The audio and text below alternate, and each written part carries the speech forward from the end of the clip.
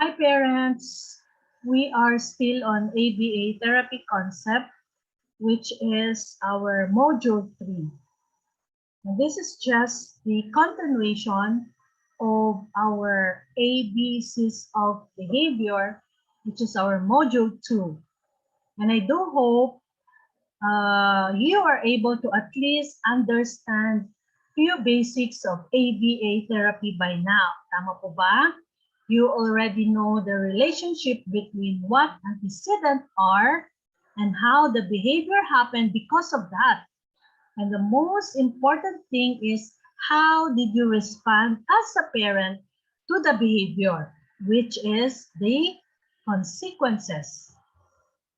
Okay, and please be reminded that the consequences that you do as a parent after the behavior will make the behavior more likely to happen again or less likely to happen again. Nakuha po natin to. Ulitin natin. The consequences that you do as a parent after the behavior will make the behavior more likely to happen again or less likely to happen again. Kaya naman, critical yung response natin dahil ito yung magde-determine kung mapapadalas niya ito gawin or malilesen niya. So take note parents, alright? I hope meron tayong natututunan dito. It depends kung paano ka nag-response or paano yung consequences mo, ano yung ginawa mo, ano yung sinabi mo, dito po magdidepend kung yung behavior niya ba na yon will happen again and again or malilesen or eventually mawawala yung behavior na yon. Okay? Now, to better understand the behavior, itong mga behavior nila na to, let us go through understanding the 4 functions of behavior. So meron po tayong 4 functions of behavior. There are reasons why we do what we do. Tama po ba? Kahit tayong mga adult na, meron pa rin reasons why we do what we do. Tama po ba? Bakit tayo nagagalit? Bakit sometimes tayo nag-iinis? Bakit sometimes tayo nagsosulo, nag-i-emote? Kasi may reason yon. May reason behind. Sa kanila rin po meron. Okay? Their behaviors have specific functions. So in order to modify behavior with ABA, it's important to understand the purpose of behavior. Tama po ba? So in order na ma-modify natin yung behavior ng ating mga anak sa pamamagitan nitong ABA concept na ito, importanteng malaman natin ano ba ang purpose ng behavior niya na yon. Right? Tayo po, bilang tayo'y mga tao, we do hundreds or even thousands of different behaviors every day. Tama po ba yun? Ano yung mga behavior natin? Nasa parent na lang. Okay? Tayo ay tumawa, tayo ay nagalit, tayo ay umiyak, tayo nainis, tayo ay kinilig. Ang daming behavior tayo mga ginagawa every day. Okay? And most behaviors can be broken down into 4 main category, lalong-lalo na sa ating mga little one. Okay, lahat ng mga behavior nila, i-broken down natin into 4 main category. Okay, so what's the number 1? Bakit siya may behavior na ganon? You do the antecedent, meron kang sinabi, meron kang inutos, or merong, merong nangyari. Yun yung antecedent, di ba? Yun yung event that happens exactly or directly before the behavior. Okay? So ano yun? Ano yung number 1? Bakit siya nagkaroon ng ganung behavior? Merong antecedent, then nagkaroon ng behavior. Okay. Ngayon, ano kaya ang function ng behavior niya na yon? Bakit niya ginawa yon? Okay. Let's talk about this first function of behavior, which is escape or avoidance. Diba? Sabi natin, meron kang antecedent. Merong nangyari before ng behavior na to. Okay? So, number 1 is escape or avoidance. What's this? This is behavior that attempts to prevent the child from doing something he or she doesn't want. Okay? So ano to? Ito yung attempt niya. Okay? Na gawin kung ano yung gusto mong papagawa sa kanya. Okay? Example nito. Okay, let's cite an example. A child who runs away because he or she doesn't want to take a bath. Okay? Sabi mo sa kanya, antecedent mo sa kanya is, maligo ka na. Ligo na tayo. But the child runs away because he doesn't want to take a bath. Okay? So another thing, yung antecedent mo is you give the child food. But then he throw away the food because he or she doesn't want to eat it. Yun. Yun po yun. May antecedent ka, then yung behavior niya, trino niya, or nag-run away siya dahil ayaw niya maligo, ayaw niya kumain. So this is called escape or avoidance. Ayaw niya maligo, kaya nag-run away siya. Ayaw niya kumain, kaya trino away niya yung food niya. Right? So, anong importance nito? Na dapat malaman natin yung mga functions of behavior. Okay? If you know the reason, mas maiintindihan mo si little one. So, mas mararegulate mo din yung response mo or yung consequences. Diba? Kung alam mo na, ayaw niyang gawin, kaya nag-run away siya. Ayaw niyang kumain, kaya nag-trino away niya yung binigay kong food. So, ibig sabihin, hindi ka agad magagalit or sisigaw or papaluin. Okay? Do we get this point so far? So yun. Kung alam mo na, ayaw kasi niyang gawin, kaya nagkaroon siya ng ganun na behavior. So yung consequences mo or yung response mo, pwede mo siyang i-modify ngayon. I-modify mo yung utos mo or yung instructions mo. Like for example, okay, nag-run away siya dahil ayaw niya maligo. So, anong gagawin mo? Ano yung consequences mo? Sasabihin mo sa kanya, okay, if you want to take a bath, then, if you don't want to take a bath now, then, when do you want it to be? Ganon. Give them choices. Diba? Isa yun sa mga ways natin para ma-lessen yung mga maladaptive behaviors nila. Give them choices. This way, mas may freedom sila, di ba? So, malilessen yung behavior. Kuha ba natin yon? So, pag siya ang pumili ng time, okay, sasabihin mo sa kanya, hindi ka agad magagalit. Bakit ayaw niya maligo? Dahil naintindihan mo na ina-avoid niya yun dahil ayaw niya. So, i-modify mo ngayon yung consequences. Sasabihin mo sa kanya, okay, kung ayaw mong maligo ngayon, so kailan mo gusto maliligo? Give them choices. Give them choice. Okay, so pag sinabi niya, I don't want now, I want it tonight. Okay, so tonight kayo maliligo. So pag siya ang pumili ng time, wala na siya escape doon. Hindi niya na i-avoid yun. Kasi siya yung nag-decide.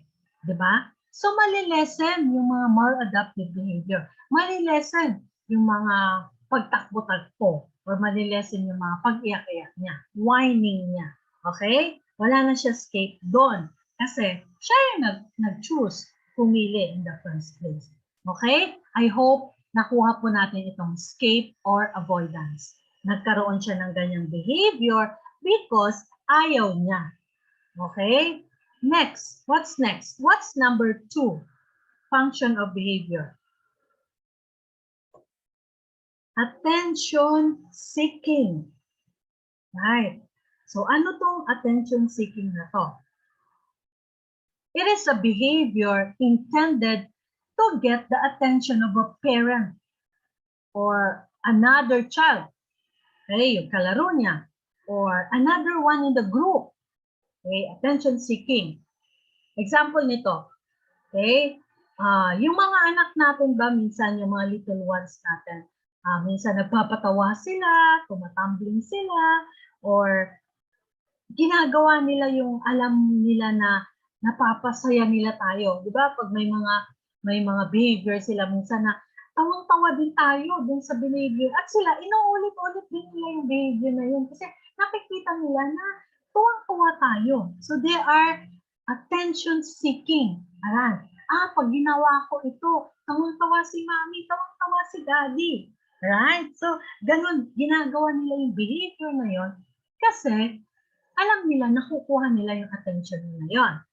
Right? And, mind you, may mga purpose din sila. Like, for example, sabi mo nga sa kanila, yan, let's take a bath. Yun yung antecedent mo, di ba? Let's take a bath. Ang gagawin nila ngayon, gagawin nila yung behavior na yun. Magpapatawa sila sa iyo. Magpapatawa sila, tawang-tawa ka naman. And this is one way for them to avoid doing yung papagawa mo sa kanila. Okay? It is a combination ito ng attention seeking at the same time escape or avoidance. Diba? Nakuha po ba natin yon? Meron kang antecedent. Antecedent mo is, let's take a bath. Okay? Sabi mo, let's take a bath. Tapos, ang gagawin nila, magpapatawa sila. They will do these comical things. Okay? And that is ang intention nito is to make the parent laugh in order to avoid doing the taking a bath. Okay? And para makuha na rin nila yung attention mo. Okay, what else? Ano pa po yung example natin dito? A crying child is displaying simple attention behavior. Ayan, that para makuha nila, it's either nagpapatawa sila dahil gusto nila i-avoid yung attention, yung task, or it's either na, yun nga yung sinasabi, nagka-cry sila, okay, or nag-whine sila, kasi they want to get your attention. Right? So ano po yung ating management dito, di ba? Ignore the behavior. Poker face. No reaction. Okay? Parang katulad din sa tantrums. Pag nagtatantrums ang ating mga little ones, yan, ignore the behavior. Because if we give in, nag-give in na tayo doon. Nagpapatawa siya, di nag-give in tayo. Ganun. Sasabihin niya, ito na lang pala yung gagawin ko palagi. Para kung may ipapagawa sa akin si mommy or si daddy, magpapatawa na lang ako para hindi ko magawa yung task. Okay? Or iiyak na lang ako. Pag may task na ipapagawa sa akin, iiyak na lang ako. Pag iiyak pala ako, nakukuha ko yung attention ni mommy. Okay? And maa-avoid ko yung task na ipapagawa sa akin. Yan. So, sabi nga natin, ignore the behavior. Alright? So, that's all about the attention seeking. What else? Number 3 is sensory problems. Okay? So, nakikita po natin ang mga nasa picture. Nakaka-relate po ba tayo nito sa ating mga little ones? Okay? Anong ginagawa nito? Biting. Okay? Ano naman ito? Yan, parang sinusuntok niya ang kanyang ulo. Right? So, can we see, did we experience this type of behaviors or steaming behaviors ng ating mga little ones? Okay? So, this is what we call sensory problems. Okay? Ito naman yung behavior that stimulates the senses. Right? Like, for example, hand flapping, noisy siya, jumping siya, biting, rocking, skin picking. Yun, it is a method of sensory stimulation naman. Okay? Ito yung kind of behavior na bakit siya nagaganon? Bakit na naman itong anak ko? Jumping, running, maingay, hand flapping, rocking chair. Okay? Ganon. Ito yung mga ginagawa niya. Okay? So this is what we call yung steaming din, di ba? This is a method of sensory stimulation. Right? Another child may rock, rock back and forth siya 4 hours in a self-soothing behavior that destimulates the senses. Ginagawa nila ito para ma-destimulate nila yung senses nila. Okay? So, ito naman po, if you as a parent, you know this reason. Bakit ba takbo ang anak ko? Alam ko, baka may need siya, may sensory issue siya, at kailangan niyang gawin ito para ma-de-stimulate siya. Okay? So, if you know that this is a stimming behavior, okay? So, alam mo ngayon yung consequences mo. Alam mo ngayon yung response mo, di ba? Hindi ka basta-basta magagalit. Hindi mo siya papaluin. Okay? Pag inuuntog niya yung ulo niya, sinasaktan niya yung sarili niya, nagbabite siya, nail biting, or skin picking, pag alam mo, siguro may sensory issue to anak ko na to. So, hindi mo siya papaluin, hindi mo siya pagagalitan, hindi mo siya i-force na gawin yung utos mo. Tama ba? Okay? And we also know that stimming behavior should not be stopped because it's their way of coping para dun sa paparating na mas malaking behavior, yung paparating na meltdown. So, ito yung way nila para ma-stop nila yung behavior na yon. Right? So, dapat alamin mo na itong mga function ng behavior. Attention seeking lang ba itong anak ko na to? Or nag-a-avoid lang ba siya ng gawain, ng pinapagawa ko sa kanya? Or sensory problem na to? Okay? So, we should know these things para alam natin kung ano yung consequences. Alam natin yung response natin. Tama po ba? Okay, what's next? Number 4. This will be the last function of behavior na pag-aaralan natin, which is access. Alright, nakita niyo ba yung child? Ayan, naglupasay sa toy store. Ayan, very basic, ayan, basic picture ng isang little one. Okay, my son used to do this noon. Right? Pag may nakita siya at hindi mo binili o hindi niya ma-express, yan, hindi niya naman sinasabi, I want this. Kasi hindi nga niya ma-express kung gusto niya sabihin. Okay, so aalis kami sa toy store na. Wala naman siyang sinasabi na magpapabili. So pag aalis ka na doon, yun na ang gagawin niya.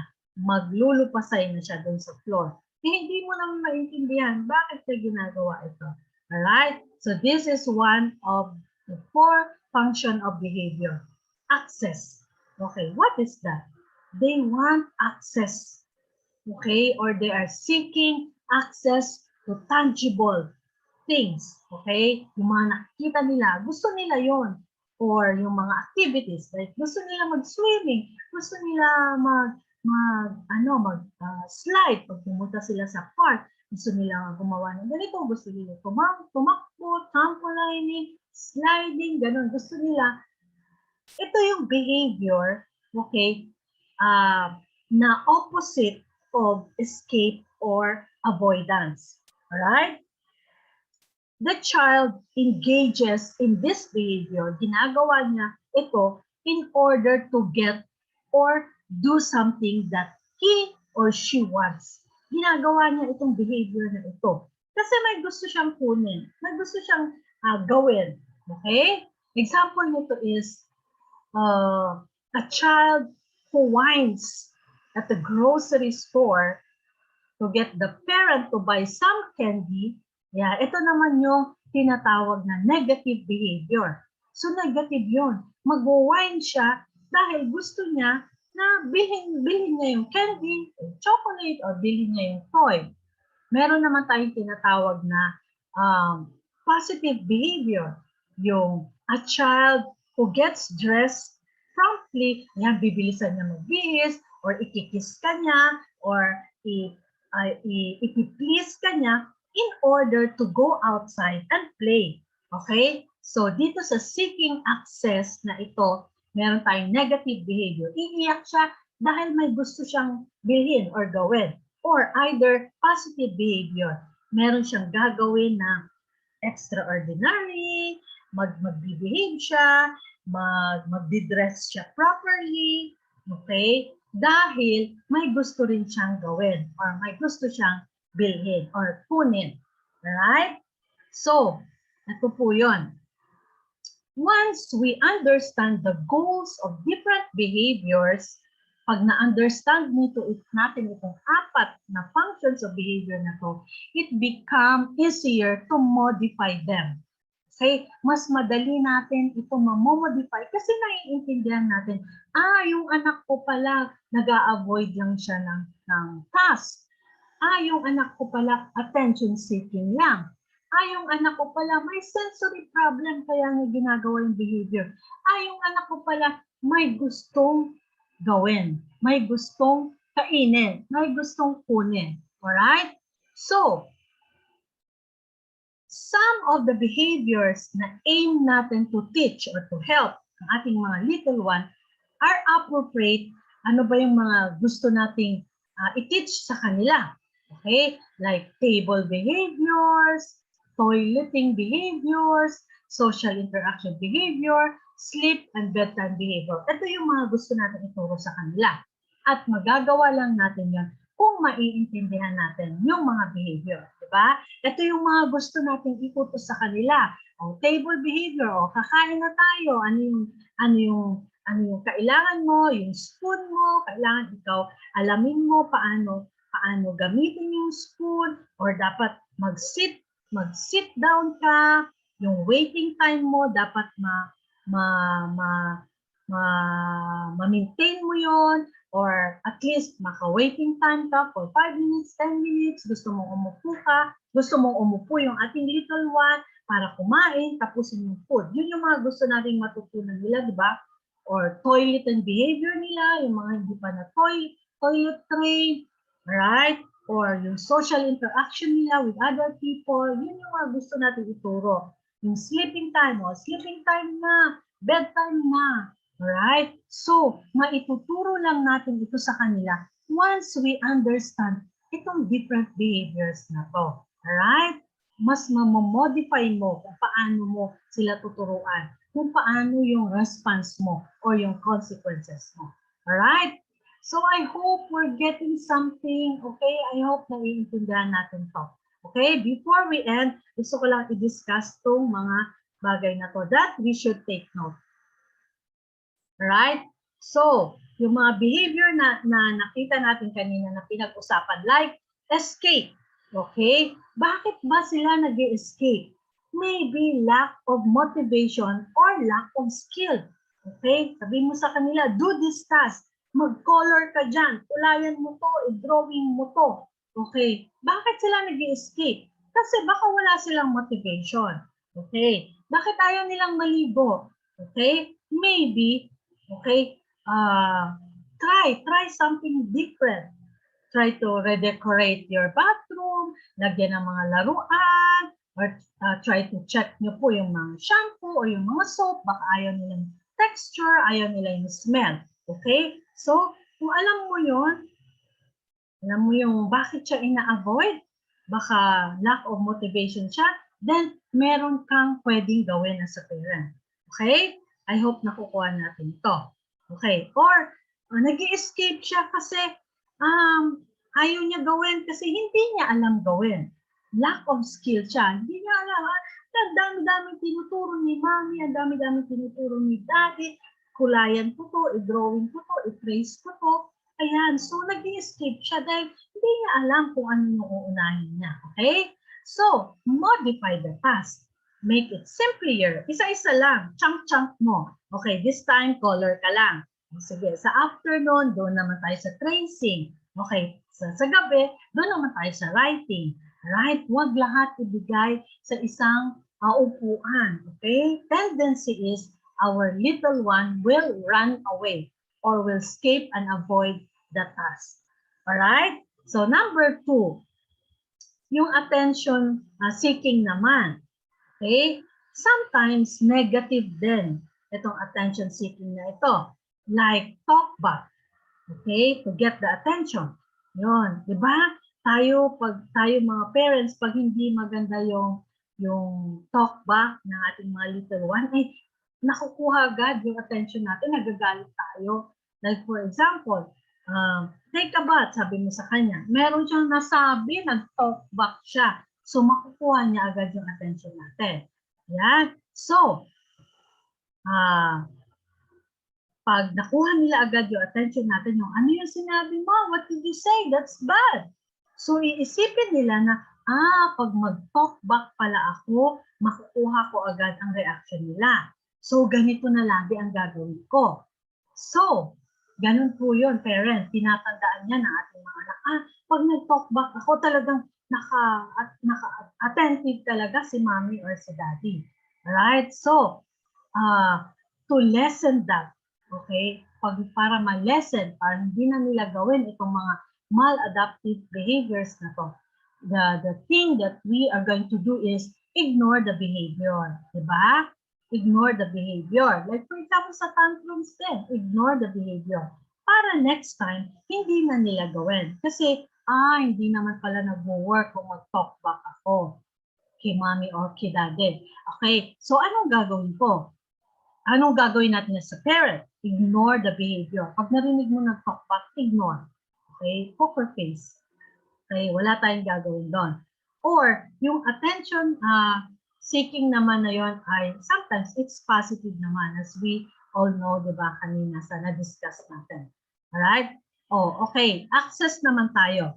Okay? Access is simply the child wants something or more problematic behavior. Okay? Ano ito? Okay? Maybe yung access na yon, ginagawa nila yung behavior na yon kasi simply they want something. Or let's take note na baka naman problematic behavior na kailangan i-address. Okay, like iyakin talaga siya, lagi umiiyak, or ugali talaga niyan, throwing things, biting, headbanging, etc., etc. Okay? So, tingnan din natin yun, yung behavior na yun. Baka naman talagang ano na yun, isang address, isang problematic behavior na dapat i-address na rin. I mean, baka ibang usapan na ulit ito. Hindi lang yan simply, kaya niya ginagawa yan dahil may gusto lang siya makuha. Kaya niya ginagawa yan dahil may gusto siyang gawin, gusto niyang lumabas, gusto niyang mag-play. Sometimes we need to assess them. Bakit lagi na lang siya iyakin? Bakit lagi na lang siyang throwing, biting, headbanging? Baka ibang usapan na rin yun. So we should be careful and we should take note of that too. Okay? Kaya mahalaga pa rin dito yung diary making natin. Okay? Baka kasi mas may malalim na cause niya na yan. Baka lagi niya inuuntog ang ulo niya, baka naman talagang may pain siya. Okay? Baka naman meron siyang mga problematic, I mean, meron siyang mga medical problems. Okay? So take note about this thing. What else? Okay? Sa steaming naman, sensory needs. Okay? Sometimes, steaming lang yan. Okay? Kaya ginagawa yan, nag-steaming na siya. Dinidistress lang niya yung sarili niya. Okay? Or, sabi nga, katulad din dito sa access, okay? Baka naman may mga serious medical issues na siya. Kaya niya ginagawa yon. Okay? So, matrabaho. Marami po tayong gagawin dito. Okay? We need to take note. We need to be very careful kasi kung ano yung response mo or ano yung ginawa mong consequences na yon, okay, it will affect doon sa behavior ng bata. Okay? So, number 5 dito, sabi dito, parenting is hard. Okay? It's really, really hard. Tama yun. Understatement po ito. But, you are taking your major shift toward it. Okay? Kayo po yung sinasabi ko dito. Okay? You are taking major shift. Bakit? Kasi you want to learn. Kaya kayo nandito sa program na to because you want to learn. And thank you for that. Okay? Thank you that you want to help your child. Kaya kayo pumasok sa training na to. And I do hope na may nakukuha po tayo. Okay? Kaya nga sabi ko, I need your comments, I need your feedback, kasi gusto ko malaman, may nakukuha ba tayo dito sa mga sinasabi ko, dito sa mga modules natin. Okay?